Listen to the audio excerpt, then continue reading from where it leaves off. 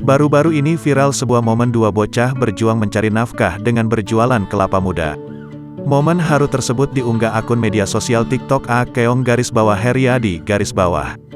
Terlihat dua bocah tersebut menaiki perahu dengan muatan kelapa muda yang dijualnya. Mereka terlihat menjajakan kelapa muda tersebut kepada pembeli yang berada di atas sebuah kapal besar. Salah seorang bocah mengantarkan kelapa tersebut kepada sang pembeli. Momen haru tersebut mendapat beragam komentar warganet, karena di usianya yang masih bocah mereka nekat berjuang mencari nafkah hingga ke tengah lautan.